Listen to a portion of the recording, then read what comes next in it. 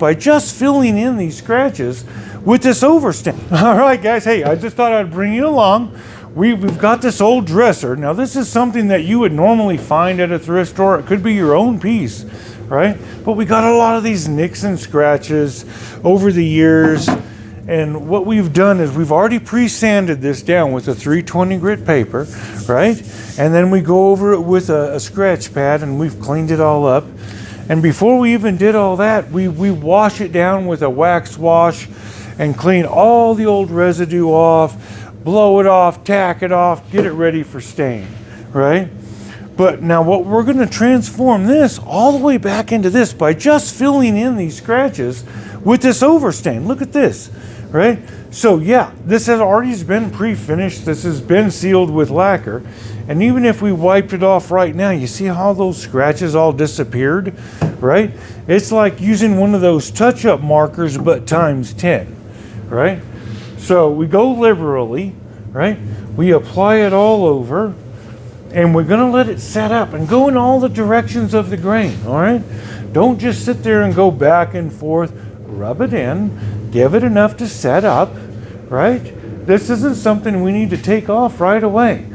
So as we're doing it, and that's our hard end, go ahead and cut in these side edges, all this top ups, all up in your little grooves. And this is going to get all these little scratches that you can see down in here, right? Get those tucked up in, anything that you see that's heavy. And now, when we rub this in, look, go cross grain. This doesn't take all day. The stuff on top is still drying. It's just setting up, right? Rub all that in. And this is like again, like a touch-up marker. But gosh, we're going to re-lacquer this whole piece. Now come on along to the front here, and I'll show you how. While this is, see how this is still wet? We don't need to wipe that off just now. This isn't something that needs to take you guys all day, okay? Cut in your zones, right?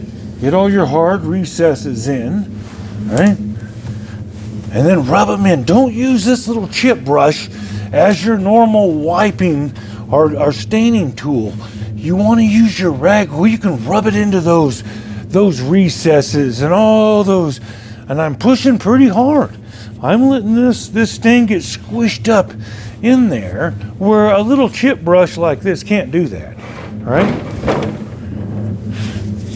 Now this is still setting up. Look at how this is still ready. Come around on this side here, and I'll cut it in just the same way, right? Just get your bulk in, okay? Look at that, right? Wipe it up. Now this is a Sherwin-Williams stain. This is their BAC stain. Now this is a solvent-based stain, so it's not their Minwax, and they do sell Minwax, but this isn't an oil stain where it needs to sit and dry for 48 hours. This is more of like a paint thinner.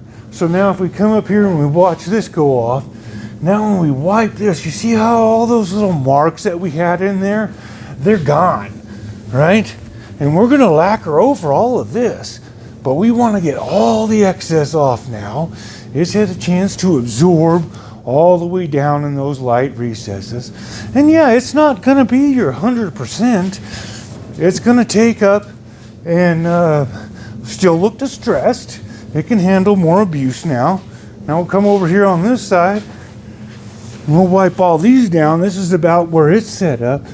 And you can see it doesn't take, if you do it in the stages like that, turn your rag over once in a while and fold it out so it's not jagged. You see, you get all these little tag ends. Don't leave those tag ends out. They make little streaks and such.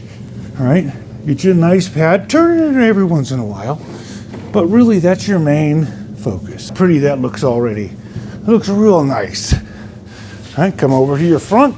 Now we're in the same timeline that we did, and we wiped that on.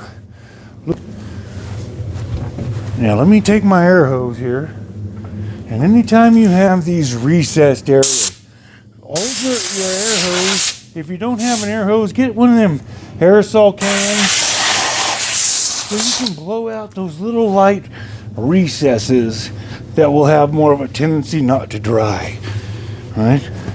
And that's why I don't recommend using a Minwax in this stage unless you know it's a polyurethane finish you're putting on over the top of it. I've already analyzed this finish, and this is a lacquered based finish, and these will all blend up together. And when I spray the one coat over the top of this one, it'll melt in, it'll bond all these colors right back into the same finish. All right, now we're gonna wipe off this side. All right, now you see how we don't have to go up like this back and forth with the grain. You can go in the circular motion or just taking the excess off. The real stain is all set up in those little cracks and the micro cracks that are in the finish that give it its old look. So we're basically giving all these spaces a facelift, and we're gonna recoat this up with a nice coat of lacquer, and I'll show you how we do that here in just a second. So thanks for sticking around. This is really gonna turn out to be beautiful. Now look at the difference already into this one and this one, right? You see how it shines up and how it has its look, right? Look, we're gonna make it brand new again. And you guys can do this with your antiques, with your little thrift store finds. Maybe this is something you want to take on your own personal furniture, and it just takes a light scuff, a good cleaning, a little overstain, and you can come out with some beautiful, perfect results. And allow the little distresses. It's a natural look, and you don't have to worry about the next time something hits it. So thanks for watching, guys. Let's take it to the next level, and we'll get this thing lacquered up. All right, let's watch these babies transform.